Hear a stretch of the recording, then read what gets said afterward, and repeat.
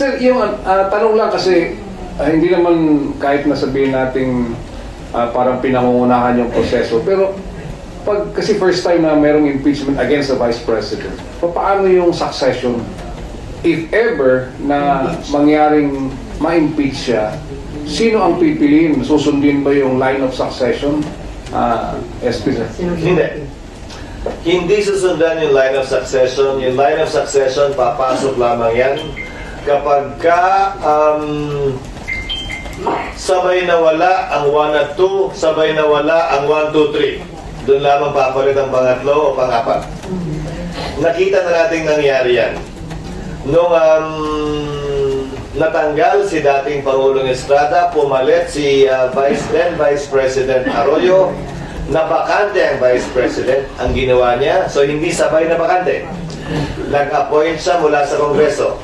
Ang age requirement ng congressman ay 25 years old, ang age requirement ng senador ay 30 years old, ang age requirement ng presidente at vice-presidente ay 40 years old.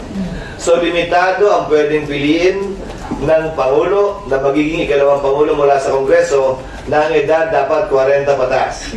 Wala naman yatang senador na bababa sa 40, so lahat ng senador ay qualified. Pero may mga kongresistang below 40, hindi sila pwedeng i-nominate dahil hindi sila qualified. Yung ibang qualification ng Pangulo at ikalawang Pangulo, taglay na ng mga mambabatas. Natural-born citizen, registered voter, resident of the Philippines, and able to read and write. So yung edad lamang ang nawawala. So pipili siya at matapos niya pumili, i-confirm ito by majority vote ng Kamara at ng Senado voting separately. Pag nangyari yun, siya na yung papalit bilang ikalawang Pangulo. At nangyari yan kay then Senator na naging Vice President Cristo Ingon. So lahat ng senador qualified, sir? May Senador bang below 40? Wala naman. Wala.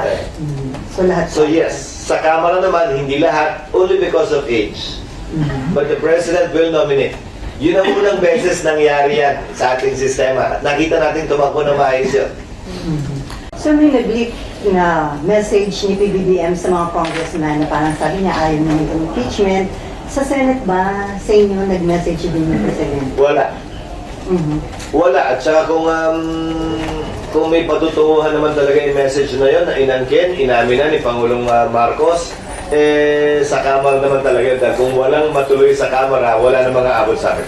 Sir, ang concern na marami kasi divisive itong impeachment process.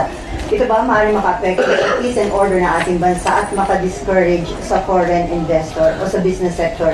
Well, anumang politically divisive issue sa isang bansa, palagi makaka-apekto sa kumpiyansa ng negosyante at makaka-apekto palagi sa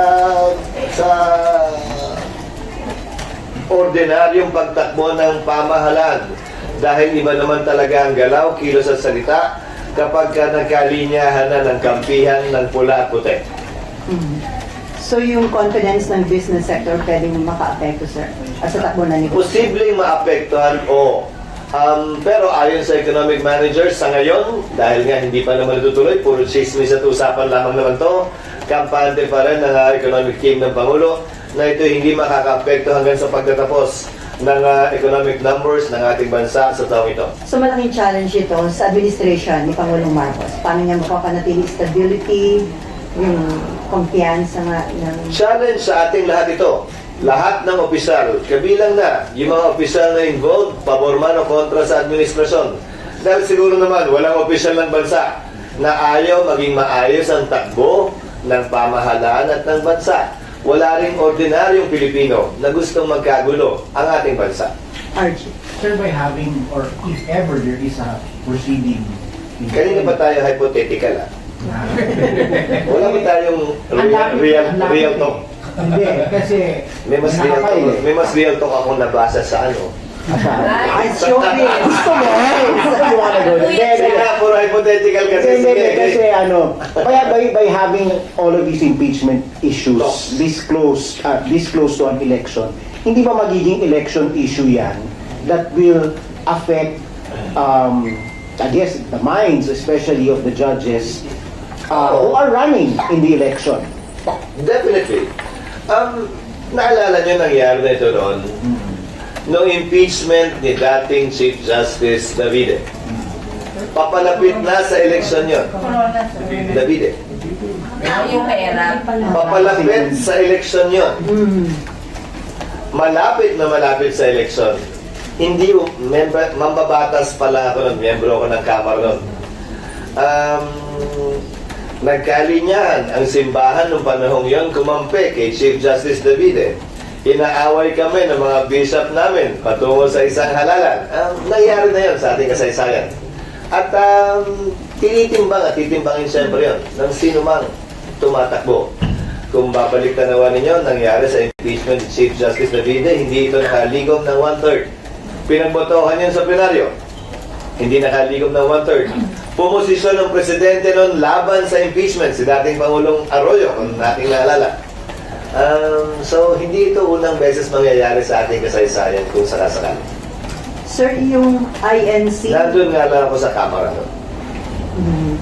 Anyway, sir, yung Iglesia ni Cristo, magsasagwa daw ng malakihang rally para harangin ang impeachment case against VP Sara. In support daw ito, so naging panawagan ng Pangulo.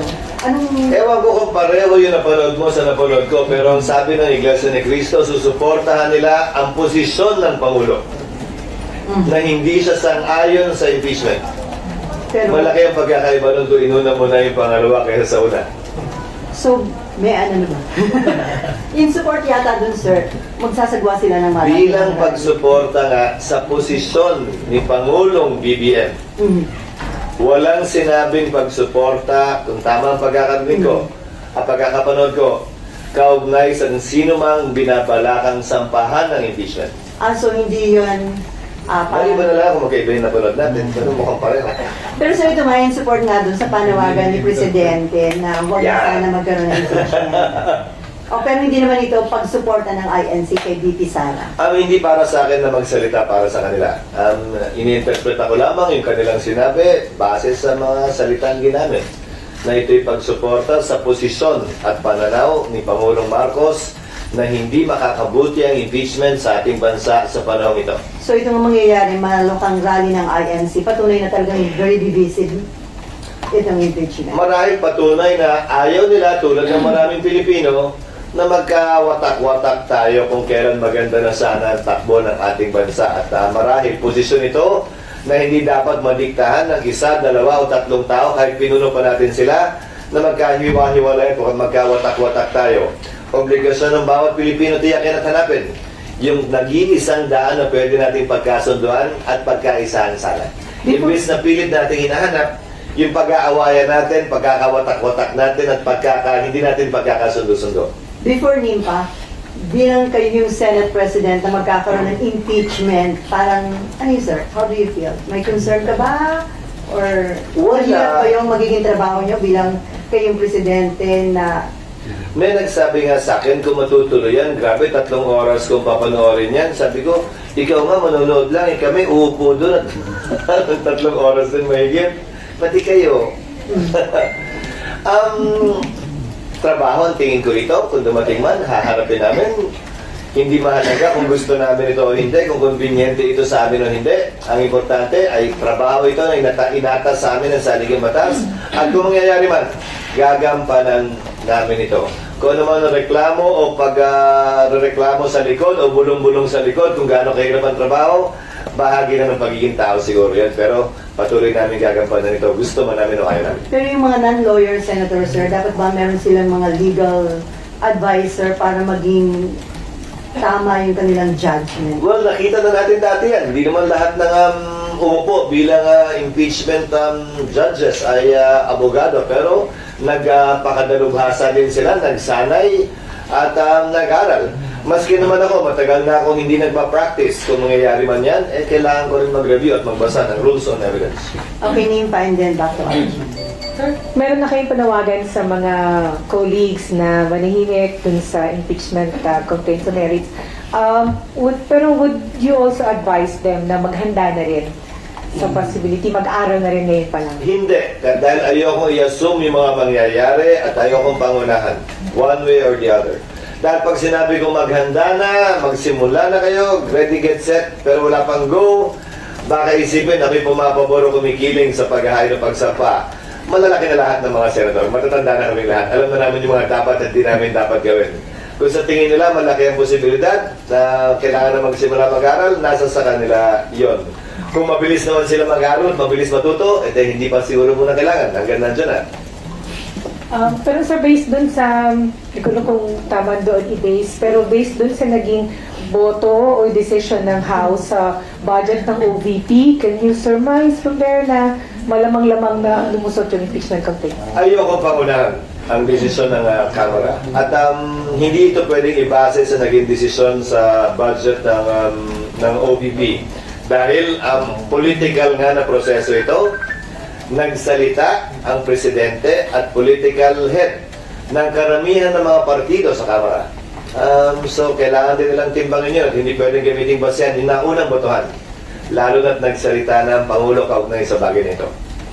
And then sir, lagi sinasabi na magiging dahilan to ng pagkakawatak-watak, kapos kayo sa oras, but paano nyo, how can we hold the Vice President accountable dun sa paggamit ng confidential funds? Would it help na magsalita na siya, mag-explain na nga naman? Kasi paligoy-ligoy, sir, yung mga explanation. Pamanhin, pero hindi ko makomentaryohan dahil bahagi daw yan. Hindi ko pa nababasa. Nung ilan sa mga aligasyon laban sa kanya na inihain sa Kamara. Papangunahan ko na yung pagsunod sa panawagan ko sa aking mga kasamahan na huwag magkomentaryo pabor o kontra o magbigay ng opinion kaugnay sa bagay niyan.